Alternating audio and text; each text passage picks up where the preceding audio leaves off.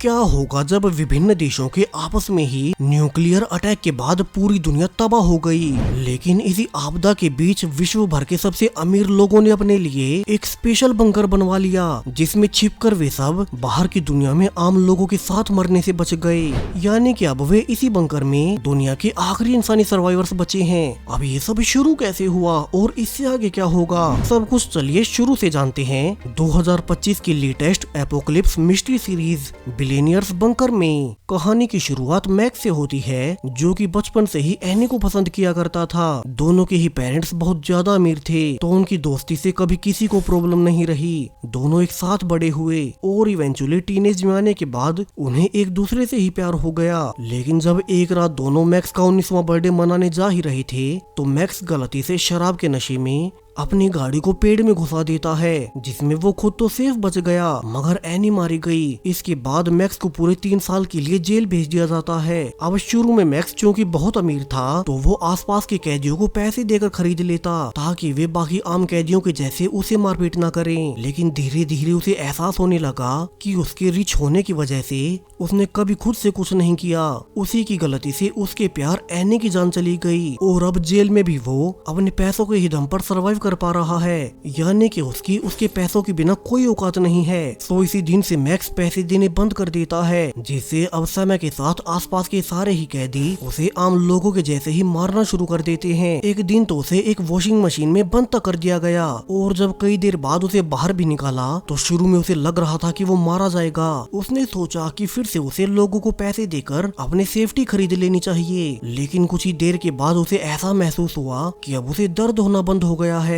वो तो बेवजह में इस दर्द से डर रहा था। मैक्स अब खड़े होकर बाकी आम कैदियों की तरह बिहेव करने लगता है। वो समझ चुका था कि अगर उसे असली जीवन में सरवाइव करना है, तो उसे डरपोक चूहे से बदलकर मर्द बनना सीखना होगा, जैसा कि आम लोग करते हैं जिनके पास पैसे नहीं होते। वो अब खुद की बॉडी पर काम करते हुए जेल में ही लोकल फाइट्स में हिस्से लेने लगा और अब जब उसके जेल के 3 साल पूरे हो गए, तो अब तक तो पूरी जेल में वो फेमस हो चुका था। लेकिन आज जब मैक्स जेल से निकला ही था, तो बाहर मैक्स का पिता जेम्स, जो कि उसे रिसीव करने आया था, अब वो उसे एक बहुत बड़ी खबर देता है। ऐसे जल्दी पूरी दुनिया में न्यूक्लियर वॉर छिड़ने वाली है, सब कुछ तबाह हो जाएगा, क्योंकि कोई भी देश झुकने को तैयार नहीं हो रहा। जेम्स ने मैक्स को आगे बताया कि कैसे बाहर आम लोगों को अभी इस बारे में कुछ भी नहीं पता, मगर चूंकि वे खुद बहुत अमीर हैं और उनके कनेक्शंस पॉलिटिक्स में बहुत अंदर तक हैं, तो इसी कारण उन्हें इन सब के बारे में पहले ही सीक्रेटली पता चल गया। उनके इतने ज्यादा रिच होने की वजह से जेम्स ने अपनी पूरी फैमिली के लिए एक स्पेशल बंकर में जगह बुक कर ली थी, जहां की वे बाकी अमीर फैमिलीज के साथ बाहर की न्यूक्लियर वॉर से सेफ रह सकेंगे। जेम्स अब अपने बेटे मैक्स को हेलीकॉप्टर के जरिए उसी बंकर में ले जाने लगता है। मैक्स ने देखा कि ये बंकर तो पृथ्वी के बहुत नीचे एक गहरी झील के भी अंडरग्राउंड में बना हुआ था, ताकि ऊपर न्यूक्लियर धमाकों का असर यहाँ तक न पहुँच सके। अब बंकर के अंदर एंटर करने से पहले जेम्स और मैक्स के सारे फोन्स और डिवाइसेस जमा कर लिए जाते हैं, जिसके बाद उन्हें अपनी ओर से बंकर के कपड़े और हेल्थ डिवाइसेस हाथों में पहनाए गए। मैक्स अब जल्दी से अंदर जाकर अपनी माँ और दादी के पास जाता है, जो कि उससे पहले ऑलरेडी यहाँ आ चुकी थी। यही बंकर में ही बाकी रिच लोगों की फैमिलीज के साथ उसे एनी की भी फैमिली दिखाई देती है। सो मैक्स जल्दी से एनी के पिता होवर्ड से माफी मांगने गया कि कैसे उसे वो एक्सीडेंट उस रात नशे में हो गया था, और उसे भी एनी की मौत का उतना ही दुख है जितना कि उसकी फैमिली को है। अब एनी के पिता होवर्ड ने उसे माफ कर दिया और वो मैक्स की पूरी फैमिली को आज अपने साथ डिनर करने को ऑफर करता है। हालांकि एनी की छोटी बहन एना अब तक भी गुस्से में थी। वो तो मैक्स को देखना तक नहीं चाहती। एना अब सबके सामने मैक्स को ताना भी मारती है कि अगर उसे एनी की मौत का इतना ही दुख था, तो वो एक्सीडेंट करने के बाद भाग क्यों रहा था। हालांकि तभी बाकी लोगों ने एना को चुप करा दिया। तभी अब कुछ ही देर बाद इस पूरे बंकर की ओनर केसी अपने वर्कर्स के साथ आकर यहाँ मौजूद सभी रिच लोगों की फैमिलीज को एड्रेस करने लगती है। केसी ने बताया कि यहाँ मौजूद सभी लोग बहुत लकी हैं, जो वे पैसों के दम पर इस बंकर में सेफ रह सकेंगे और बाहर की दुनिया खत्म हो जाने के बाद भी बचे रहेंगे। अब कुछ देर बाद मैक्स एना से माफी मांगने गया कि उसने वो एक्सीडेंट जानबूझकर नहीं किया था, और वो एना को सॉरी बोलते हुए एनी का वही फोन दे देता है, जो कि एक्सीडेंट के बाद उसने उठा लिया था, और ये फोन पिछले 3 सालों से उसी के पास रहा है। एना अब अपने रूम में जाकर अपनी बहन एनी की सारी फोटोज और वीडियोस देखने लगती है। लेकिन तभी अचानक से पूरे ही बंकर्स में वाइब्रेशंस आने लगी। हर तरफ अफरा तफरी मच जाती है। ऐसा लग रहा था मानो उनके ऊपर की सरफेस पर बहुत बड़े धमाके हो रहे हों। अब हर और अनाउंसमेंट होने लगी कि यहाँ मौजूद सभी लोग जल्दी से भागकर और ज्यादा नीचे वाले सेफ डोम में चले जाएं, क्योंकि शायद से बाहर की दुनिया में न्यूक्लियर वॉर शुरू हो चुकी है। इसी बीच एना ने ध्यान भी दिया कि कैसे उसका पिता जब दब गया था तब उसे मैक्स और मैक्स का पिता दोनों बचा कर ले आए। और फाइनली कुछ ही देर बाद सभी फैमिलीज सेफ डोम में आकर बाहर की लाइव फुटेजेस देखने लगती हैं। ओनर केसी ने सबको बताया कि कैसे उनकी सीक्रेट इन्फॉर्मेशन बिल्कुल सही थी। अभी कुछ ही देर पहले कई सारे देशों ने एक साथ एक दूसरे पर न्यूक्लियर अटैक्स कर दिए हैं, यानी कि बाहर जहाँ की दुनिया से वे सब आए थे अब वो तबाह हो चुकी है। अब यहीं सेफ्टी डोम में पूरे एक दिन इंतजार के बाद केसी अपने एक स्पेशल टीम को बाहर की दुनिया चेक करने के लिए उन्हें सेफ्टी सूट्स पहनाकर बाहर भेजने का फैसला करती है, ताकि उन्हें पता चल सके कि बाहर के हालात क्या हैं। यहाँ नीचे भी बाकी सब लोग उसी टीम को कैमरास में देखने लगे। उन्होंने देखा कि अब बाहर हर तरफ न्यूक्लियर धमाकों के बाद घातक रेडिएशन फैल चुकी है। इसी बीच एक वर्कर लुकस जब एक गाड़ी को देख ही रहा था कि तेज आंधी के आने से एक लोहे की रोड से उसका सूट ही कट गया, यानी कि अब वो रेडिएशन के संपर्क में आ चुका था और वो दर्द में चिल्लाते हुए इधर उधर भागने लगता है।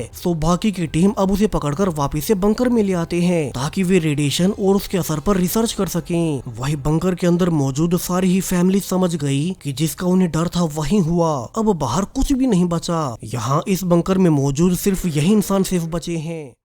वहीं अब तो वे रेडिएशन के चलते ऊपर वापस भी नहीं जा सकते। तो उन्हें पता नहीं अब इस बंकर में उन्हें कितने महीनों या सालों तक रहना पड़ेगा, जब तक ऊपर सरफेस के हालात रहने लायक नहीं हो जाते। वही ओनर केसी अपने बाकी वर्कर्स के साथ उस घायल साथी लूकस को देखने चली गई। लेकिन अब सरप्राइजिंगली जब वे बाहर आ गए तो केसी बाकी सब के साथ इस मूवमेंट को सेलिब्रेट करने लगती है। और यहाँ से कहानी का सबसे बड़ा ट्विस्ट आता है। दरअसल रियल लाइफ में बाहर कोई न्यूक्लियर अटैक हुआ ही नहीं था। ये सब कुछ इन रिच लोगों को फैमिली समेत इस बंकर में लाना और फिर बाहर न्यूक्लियर वॉर का नाटक करना, सब कुछ केसी और उसकी टीम ने पहले से प्लान बना कर रखा था। जो सब कुछ बाहर हुआ उसकी फुटेजेस उन्होंने सीक्रेटली अपने पर्सनल एआई से बनवा ली थी ताकि सब कुछ असली लगे। आज से कई दिन पहले केसी ने अपनी टीम को समझाया भी था कि वे इन रिच लोगों को आसानी से बेवकूफ नहीं बना पाएंगे, सो उन्हें पूरी प्लानिंग अच्छे से करनी होगी। उन्होंने बंकर वाले एक्सप्लोजन और बाहर वाले वाइब्रेशंस सब कुछ अच्छे से सिमुलेशन के जरिए मास्टर कर लिए ताकि सब असली लगे। और अब उनका प्लान कामयाब भी रहा है। सब रिच लोग इस बंकर में ये समझकर छिप गए कि वे बाहर नहीं जा सकते। तो वहीं दूसरी ओर रहना जब बाथरूम करने गई तो उसे साइड वाले रूम में किसी के गिरने की आवाज आती है। और जब उसने दरवाजा खोलकर देखा तो यहाँ तो एक औरत खुद की ही जान लेने जा रही थी। तो है ना अब जल्दी से रस्सी काटकर उसकी जान बचा लेती है। दरअसल अब चूंकि इन सारे रिच लोगों को यहाँ इस छोटे से बंकर में रहना पड़ेगा। यहाँ आने के बाद अब उनकी कोई औकात नहीं। उनकी कमाई सारी धन संपत्ति अब खत्म हो चुकी है। तो ऐसा लगने से वे सब अपनी लाइफस्टाइल को बदल नहीं पा रहे। अब थोड़ी ही देर में मेन बंकर के दरवाजे खुल गए, क्योंकि न्यूक्लियर धमाकों के बाद एक दिन से ज्यादा बीत चुका था। और अब केसी ने कहा कि ऊपर का सरफेस थोड़ा शांत हो चुका है। केसी और उसके वर्कर्स उसी एम्प्लॉय लूकस का मेकअप करने लगे, जिसे कि उन्होंने बाहर रेडिएशन में भेजने का नाटक करने को कहा था, ताकि यहाँ मौजूद सभी लोग गलती से भी बाहर निकलने का ना सोचे।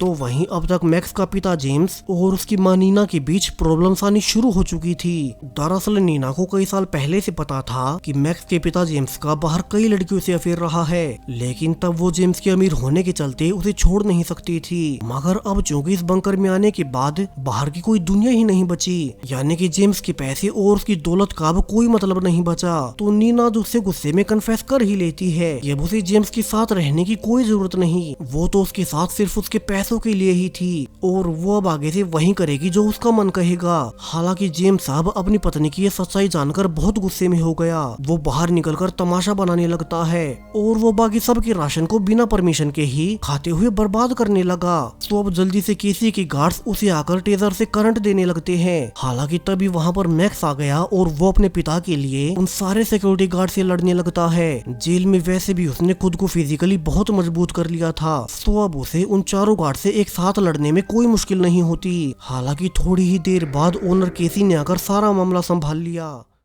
वहीं एना का पिता होवर्ड और उसकी पत्नी मिमी के बीच सब कुछ ठीक नहीं चल रहा था। मिमी ने भी सेम होवर्ड के पैसों को देखकर उसे बहुत ज्यादा कम उम्र होने के बावजूद उससे शादी कर ली थी। अब कुछ देर बाद मिली के पास कुछ गार्ड्स आकर कहते हैं कि उनके रिकॉर्ड्स के हिसाब से उसका ब्लड ग्रुप AB नेगेटिव है, सो वो उनके मेंबर लूकस के इलाज के लिए बहुत काम आ सकती है। यहाँ मिमी को बताया गया कि उनका जो मेंबर लूकस बाहर रेडिएशन में गया था, अभी उसकी हालत बहुत खराब है और वे उसके इलाज के लिए ब्लड ढूंढ रहे हैं। इसलिए उन्होंने मिमी समेत बंकर से 2 और लोगों को बुलाया था। दरअसल ये सारा सेटअप था ताकि उन्हें लूकस की हालत देखकर बाहर जाने से डराया जा सके। यहाँ अब तीनों को लूकस की मेकअप की हुई बॉडी दिखाई जाती है। उन्हें झूठ भी बोला गया कि वे उसे बचा नहीं सके और लूकस मारा गया। बाहर की घातक रेडिएशन में जाने के बाद कोई नहीं बच सकता। यहाँ अब केसी का प्लान काम भी करता है। बाहर जाते ही मिमी समेत बाकी दोनों मेंबर्स भी अपने अपने फैमिली मेंबर्स को बताने लगते हैं कि कैसे बाहर रेडिएशन की चपेट में आया वो वर्कर लूकस बहुत बुरी हालत में मारा गया है। यहाँ कंट्रोल रूम में इस बार भी केसी के साथ सभी वर्कर सेलिब्रेट करने लगे कि वे कितनी आसानी से इन रिच लोगों को बेवकूफ बना पा रहे हैं। यहाँ इस बार बाकी लोगों के साथ केसी का बीमार भाई जैक भी मौजूद था, जिसे कि कैसी हमेशा अपने पास ही रखती है। और अब यहाँ से केसी ने अपने सारे वर्कर्स को कहा कि अब उन्हें अपने प्लान का अगला स्टेप लेने का वक्त आ चुका है, यानी कि इन सारे रिच लोगों को यहाँ बंकर में लाने के बाद अब वे अपने प्लान का अगला हिस्सा पूरा करेंगे। केसी ने यह दिलाया कि कैसे उन्होंने होवर्ड का पूरा बैकग्राउंड निकाला था। होवर्ड जब खुद पैदा हुआ था तो उसकी फैमिली ऑलरेडी बहुत ज्यादा रिच थी, इसलिए उसे बना बनाया बिजनेस मिल गया, जिसे कि होवर्ड ने आगे बढ़ाना शुरू किया और पैसों के दम पर वो जल्द ही 60 से ज्यादा प्राइवेट कंपनियों का मालिक बन गया। और अब होवर्ड का नाम दुनिया के सबसे अमीर लोगों की लिस्ट में शामिल हो चुका है। इसलिए जब केसी और उसकी टीम इस बंकर वाले स्कैम पर काम कर रहे थे तो उन्होंने होवर्ड की आगे से लेकर पीछे तक हर एक डिटेल निकाल डाली ताकि उनके प्लान में कोई कमी न रहे। दरअसल केसी को हमेशा से ही रिच लोगों से बहुत ज्यादा नफरत रही थी कि ये अमीर लोग अपने पैसों के दम पर आम लोगों को आगे नहीं बढ़ने देते ताकि उनकी खुद की मोनोपोली कम न हो जाए। इसलिए तभी केसी को आइडिया आया था कि वे रिच लोगों को बेवकूफ बनाकर अपने बंकर में रख लेंगे। केसी को पहले से यकीन था कि रिच लोग दुनिया के आम लोगों के बारे में न सोचकर सिर्फ खुद को बचाने के बारे में सोचेंगे, और ऐसा हुआ भी। सो केसी और उसकी पूरी टीम ने मिलकर फैसला कर लिया था कि कैसे वे सारे रिच लोगों की डिटेल्स को निकालकर उनके सारे पैसे और धन दौलत आम लोगों में बांट देंगे। और इसलिए ही अब उन्होंने बंकर में लोगों के फंसने के बाद सबसे पहले होवर्ड को चुना है कि वे बाहर की दुनिया में मौजूद उसके सारे पैसे और तिजोरियों की डिटेल्स ले लेंगे और फिर वे उसकी सारी संपत्ति को गरीबों में बांट देंगे। वहीं अब कुछ देर बाद केसी सबको इकट्ठा कर कहती है कि कल रात को जेम्स ने अपनी पत्नी से झगड़े के बाद बहुत सारा खाना बर्बाद कर दिया, और चूंकि अब बाहर की दुनिया के खत्म होने के बाद उनके पास लिमिटेड ही खाना बचा है, तो अब सजा के रूप में अब से हर किसी को बहुत कम खाना मिला करेगा। दरअसल केसी ने ये सब इसलिए कहा ताकि सब लोग लगातार सिचुएशन को लेकर सीरियस रहें। उन सब में से किसी को भी इन सब के बारे में सोचने का कोई मौका ही न मिले और कोई उन पर शक न करे।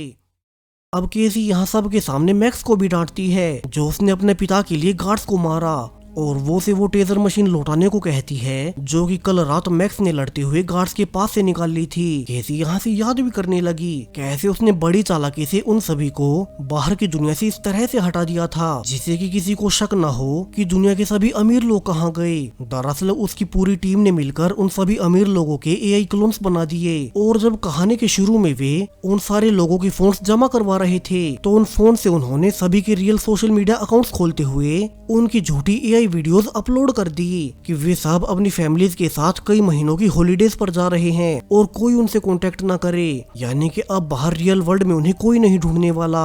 और जब तक बाहर किसी को शक भी होगा तब तक तो केसी का प्लान पूरा हो चुका होगा। वहीं इसके अलावा उन्होंने उन सब के नंबर्स को चालू ही रखा था, यानी कि अगर कोई बाहर से उनके नंबर पर कॉल या मैसेज भी करता है तो बंकर का AI सिस्टम उन्हें उनके ओनर्स के ही लैंग्वेज में आंसर कर देता है। यानी कि AI के सहारे केसी ने इतना सब अचीव कर लिया। अब आज भी जब सारे ही फोन्स AI से कनेक्टेड ही थे कि आज भी पिछले कई दिनों की तरह होवर्ड के बिजनेस पार्टनर स्टैन का कॉल आता है। स्टैन बहुत गुस्से में था कि होवर्ड बस उसे मैसेज लिखकर ये बोल रहा है कि वो भी हॉलीडेज पर है, लेकिन उसे याद होना चाहिए कि उन्हें एक बहुत बड़ा काम पूरा करना था। अब ये सब देखकर तो केसी की टीम परेशान हो गई कि वे उसे कैसे संभाले। तो वहीं अंदर बंकर में मौजूद रिच लोगों की फैमिलीज टूटना शुरू हो चुकी थी। अब जब उन्हें लगा कि दुनिया खत्म होने के बाद उनके सारे पैसे और सोशल हायरार्की सब खत्म हो चुकी हैं, तो हर कोई एक दूसरे से लड़ने लगता है। किसी की पत्नी ने उसे छोड़ दिया तो किसी के बच्चे अपने पिता को छोड़कर जा रहे हैं। यानी कि अब हर किसी के अंदर के काले राज निकलकर बाहर आने लगे। कईयों को समझ आ गया कि पैसे और पावर के चलते ही उनके आसपास इतने लोग रहते थे, वरना वैसे तो कोई उन्हें देखना तक पसंद नहीं करता।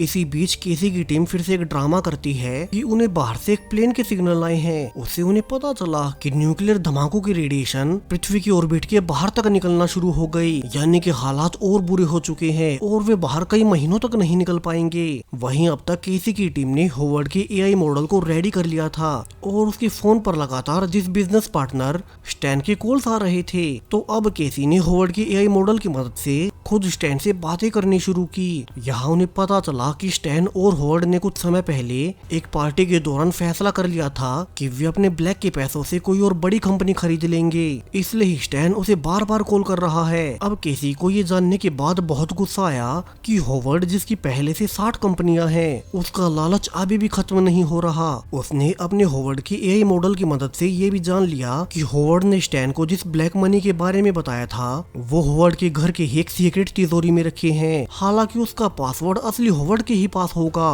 तो अब केसी अपनी टीम के साथ मिलकर फैसला कर लेती है कि वे अब उनके बंकर में मौजूद होवर्ड से बातों बातों में उसकी सेफ का पासवर्ड निकलवा लेंगे और फिर वे उसके और उसके बिजनेस पार्टनर स्टैन के ब्लैक मनी के पैसों को उड़ाकर जनता में बांट देंगे। यहाँ से केसी अपने पास्ट को याद करने लगी। कैसे जब वो 12 साल की थी तो उसके स्कूल में हमेशा कुछ अमीर लोगों के बच्चे उसका और उसके भाई जैक का मजाक उड़ाया करते, क्योंकि वे बहुत गरीब थे। हालांकि वे दोनों भाई बहन हमेशा से बहुत इंटेलिजेंट रहे थे, लेकिन उनके पिता की गरीबी को देखकर एक दिन उनकी माँ भी उन्हें छोड़कर चली गई। ऊपर से उनके पिता पहले से शराबी थे, तो दोनों भाई बहन केसी और जैक अकेले ही एक दूसरे के सहारे रह गए। दोनों बड़े होते हुए अपने करियर को बनाने के लिए और ज्यादा मेहनत और पढ़ाई करना शुरू कर देते हैं। दरअसल उन्हें हमेशा स्कूल में सिखाया गया था कि बड़े और अमीर लोग वही बनते हैं जो बाकियों से ज्यादा मेहनत और पढ़ाई करते हों, इसलिए वे और ज्यादा पढ़ाई करते। जल्दी उन्होंने बहुत सारी डिग्रीज कंप्लीट कर ली, लेकिन जब एक बार उन्होंने अपनी खुद की आर्टिफिशियल इंटेलिजेंस बना ली तो उन्हें लगा कि अब तो वे कामयाब हो ही जाएंगे। लेकिन आने वाले कुछ ही समय में उन्हें हमारी इंसानी सोसाइटी की कड़वी सच्चाई पता चलनी शुरू हुई। दरअसल बिना फंडिंग के वे अपनी एआई को मार्केट में नहीं ला सकते, और जो कोई इन्वेस्टर फंडिंग देने को तैयार भी होता तो वो ज्यादातर शेयर्स अपने पास ही रख लेता। अब केसी समझ गई कि सिर्फ मेहनत करने से कुछ नहीं होता। बड़े बड़े अमीर लोग कभी उन जैसों को ऊपर नहीं जाने देंगे। वहीं अमीर लोगों के बच्चे बिना कुछ किए बड़ी बड़ी कंपनीज के मालिक बन जाते हैं, और फिर एक बाद पैसा आने के बाद उन्हें कोई नहीं हिला सकता। और तभी से केसी ने फैसला कर लिया कि वो अपना ये बंकर वाला आइडिया पूरा करेगी। वहीं आर्टिफिशियल इंटेलिजेंस तो दोनों भाई बहन ने पहले से बना रखी थी, तो उन्हें बस इसका इस्तेमाल अपने पर्सनल बंकर वाले प्लान में करना था। फिर केसी ने इस प्लान के लिए चुन चुन कर उन सारे लोगों को ढूंढना शुरू किया जो कि उन्हीं की तरह टैलेंटेड और मेहनती तो थे, मगर उन्हें कभी न कभी लाइफ के किसी मोड़ पर अमीर लोगों ने आगे नहीं बढ़ने दिया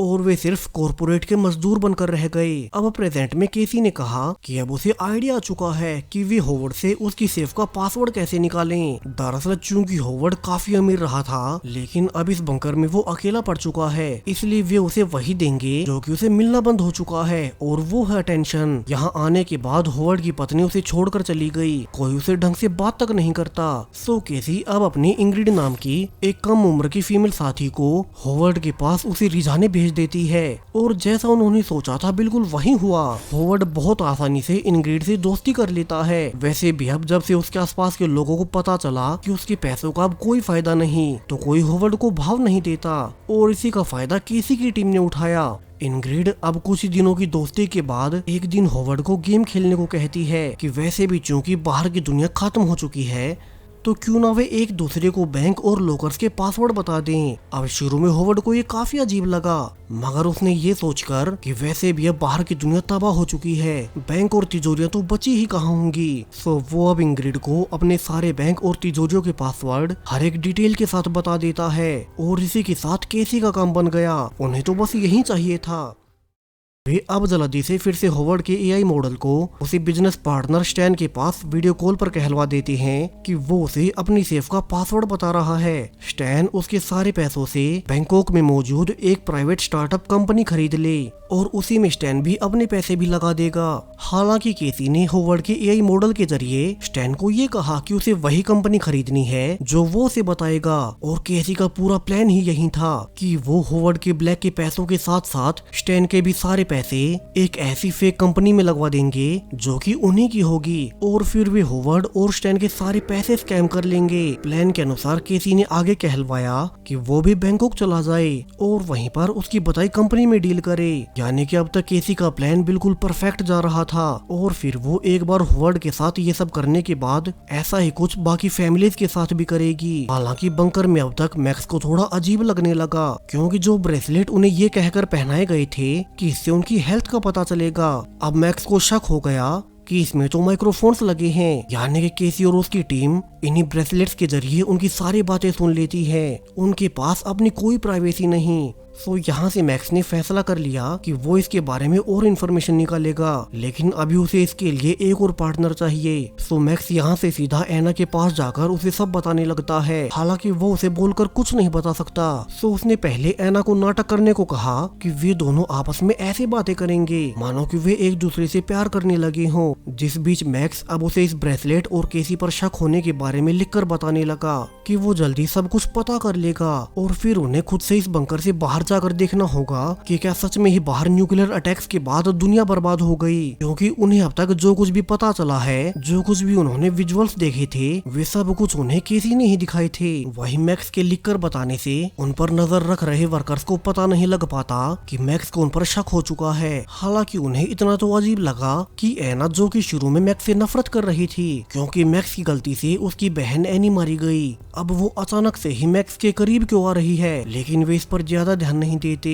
वही मैक्स ने लिखकर कहा कि वे पहले इस बंकर के सिस्टम और सारी लाइट्स को बंद कर देंगे ताकि बाहर जाने के गेट्स खुल सकें, और फिर वे सेफ्टी सूट्स पहनकर खुद बाहर जाएंगे। इसलिए मैक्स ने एना को काम दिया कि वो बाकी वर्कर से उनके सेफ्टी सूट्स को चुरा लाए, और वो खुद तब तक इस बंकर के पूरे सिस्टम के कंट्रोल रूम को ढूंढ लेगा। हालांकि उन्होंने माइक्रोफोन वाले ब्रेसलेट के लिए तेजी से बोला कि उन्हें एक दूसरे से बहुत प्यार है। जिसके बाद यहाँ से मैक्स एना को अपने साथ अपने रूम में ले जाने लगता है ताकि उसे अपना आगे का प्लान समझा सके। मैक्स ने यहाँ अपने रूम में पहले तेज रोमांटिक म्यूजिक चला दिया ताकि वे बोलकर बातें कर सके, जिससे कि बाहर कंट्रोल रूम में लोगों को लगा कि वे शायद से आपस में इंटीमेट होने जा रहे होंगे। जबकि मैक्स ने अब एना को दिखाया कि कैसे उसे अपने कमरे की छत पर एक इमरजेंसी एग्जिट मिल चुकी है। यानी कि अब उन्हें सिर्फ इस बंकर में एक डिस्ट्रैक्शन पैदा करनी होगी ताकि सारे गार्ड्स गेट से हट जाएं और वे दोनों बंकर से निकल सकें।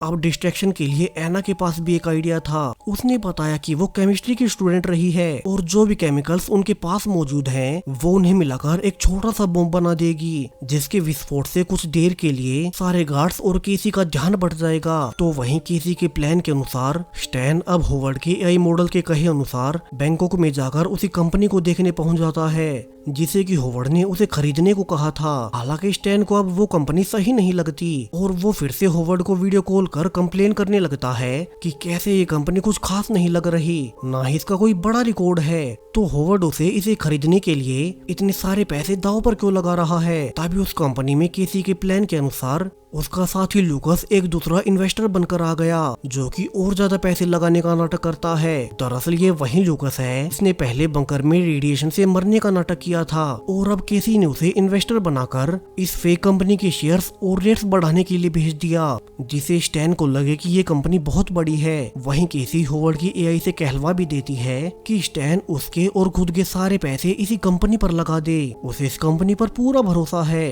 तो वहीं दूसरी ओर ठीक इसी वक्त मैक्स अब फाइनली बंकर के कंट्रोल रूम में जाकर वहां का पूरा सिस्टम ही बंद कर देता है, जिससे कि तुरंत होवर्ड का एआई मॉडल भी बंद हो गया और उसका वीडियो कॉल जो कि स्टैन के साथ चल रहा था वो अचानक से बंद हो गया। अब स्टैन समझ नहीं पाता कि वो उस कंपनी को खरीदे या नहीं। वहीं अब बंकर में एआई के बंद होने की वजह से किसी स्टैन की कॉल भी नहीं उठा पाती, क्योंकि बिना एआई मॉडल के वे उसे बात ही कैसे करेंगे। वहीं मैक्स और रेना अब प्लान के अनुसार सब कुछ फिर से चालू कर देते हैं क्योंकि उनका काम हो चुका था। अब एआई के फिर से रिएक्टिवेट होते ही केसी ने सबसे पहले स्टैन को कॉल करवाया क्योंकि वो कॉल कटने के बाद बैंकॉक छोड़कर जा रहा था। अब इस बार फिर से होवर्ड का एआई स्टैन को झूठा यकीन दिलाता है कि वो उस पर पूरा भरोसा करे। ये कंपनी आगे जाकर बहुत बड़ी बनेगी और उन्हें बहुत फायदा पहुंचाएगी, सो वो उसका और अपना सारा पैसा इसी पर लगा दे, जिससे कि स्टैन अब आज के लिए जाने से रुक गया। वही मैक्स और एना अब जाने से पहले बम के फटने का इंतजार करने लगते हैं। इसी बीच मैक्स ने एना से कन्फेस भी किया कि कैसे वो उसकी बड़ी बहन एनी से बहुत प्यार किया करता था, वो उसे अब तक भुला नहीं सका। लेकिन अब चूंकि एना का चेहरा उसकी बहन जैसा ही है तो उसे उससे भी प्यार हो गया।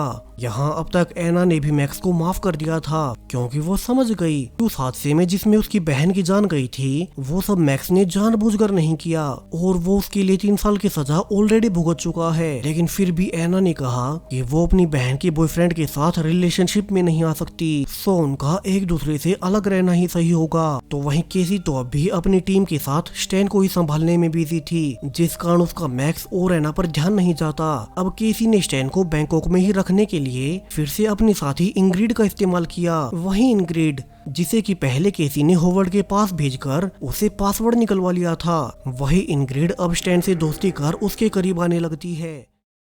यहाँ प्लान के अनुसार इंग्रिड की माँ और उसका पिता उसे छोड़कर विदेश जा रहे थे, तो स्टैन अब इंग्रिड को कंपनी देने के लिए उसके पास आ गया और दोनों एक साथ ड्रिंक करते हुए क्लबिंग करने लगते हैं। वहीं ठीक आगे प्लान के अनुसार इंग्रिड स्टैन के भी क्लोज आने लगी और उसने उसे यकीन दिलाया कि जो कंपनी स्टैन यहाँ खरीदने आया था वो लेजिट है और आगे जाकर बहुत बड़ी बनेगी। तभी केसी होवर्ड के एआई से भी स्टैन को फिर से उसी कंपनी में सारे पैसे लगाने को कहता है और स्टैन अब फिर से उसी कंपनी में चला गया। यहाँ लूकस जो कि दूसरा इन्वेस्टर बन के आया था उसने लगातार कंपनी पे बड़ी बोलियां लगाई, जिससे कि स्टैन को भी अपनी बिड्स बढ़ानी ही पड़ती हैं। और जैसा कि केसी का प्लान था, जब उन्हें लगा कि स्टैन अपने पैसों की बिड की टॉप पर पहुंच चुका है तो उन्होंने स्टैन को ही जितवा दिया। लेकिन जब वो उन्हें सारे पैसे ट्रांसफर करने ही वाला था तो अचानक से पूरे बंकर का सिस्टम फिर से बंद पड़ने लगता है। अब इससे तो केसी बहुत डर गई क्योंकि स्टैन अभी उन्हें पैसे ट्रांसफर करने वाला था। हालांकि लकीली कुछ ही देर के बाद वे सारे पैसे उनके अकाउंट में आ गए, यानी कि उनका प्लान कामयाब हो गया। तो वहीं अब तक अंदर बंकर में भी एना का लगाया हुआ छोटा सा बम फट चुका था। सो अब पूरे बंकर में क्योस के फैलने से सारे ही गार्ड्स वहीं जाने लगते हैं और मैक्स और एना इसी का फायदा उठाकर पीछे वाले इमरजेंसी एग्जिट से बंकर से बाहर निकलने लगे। तो वहीं दूसरी ओर स्टैन अब उस कंपनी से सारी डीलिंग के बाद अपने प्राइवेट जेट से वापस आने लगता है, ये सोचकर कि उसने एक बहुत बड़ी कंपनी खरीद ली है। लेकिन जब वो वापस जा ही रहा था कि उसने अपने प्राइवेट जेट से देखा कि कल रात जो औरत इंग्रिड की माँ बनकर उससे मिली थी वो तो असल में थाईलैंड की एक मशहूर एक्ट्रेस है और उसके पोस्टर्स हर तरफ लगे थे। अब ये देखकर तो स्टैन को रियलाइज हो गया कि उसे जरूर से स्कैम किया गया है। उसने नोटिस किया कि इंग्रिड का सोशल मीडिया अकाउंट अब सब डिसेबल हो गए। सो स्टैन अब जल्दी से पायलट से कहकर अपने प्राइवेट जेट को वापस मुड़वाता है और वो सीधा भागकर उसी कंपनी में गया जिसे कि उसने अपने और होवर्ड के पैसों से खरीदा था। लेकिन सरप्राइजिंगली अब यहाँ तो कोई था ही नहीं। केसी ने बड़ी चालाकी से उसे बेवकूफ बना दिया। स्टैन अब फिर से होवर्ड को वीडियो कॉल करता है और इस बार उसके होवर्ड से कुछ प्राइवेट क्वेश्चंस पूछने के बाद उसे यकीन हो गया कि अब तक इतने दिन से वो जिससे होवर्ड समझकर बातें कर रहा था वो तो असली होवर्ड नहीं बल्कि एक एआई था जिसके सहारे स्कैमर्स ने उसे लूट लिया है। तो वहीं केसी का पहला शिकार पूरा हो गया। उसने न सिर्फ होवर्ड बल्कि उसके साथी स्टैन के भी पैसे उड़ा लिए और वो अब ऐसा अपने बंकर में मौजूद बाकी सभी अमीर लोगों के साथ भी करेगी। तो वहीं मैक्स और एना अब तक एक साथ सेफ्टी सूट पहनकर फाइनली बंकर के बाहर जाने लगते हैं, जहाँ की उन्हें पता चल ही जाएगा कि बंकर के बाहर की दुनिया तो पहले जैसी ही है और केसी ने उन सबको बेवकूफ बनाया।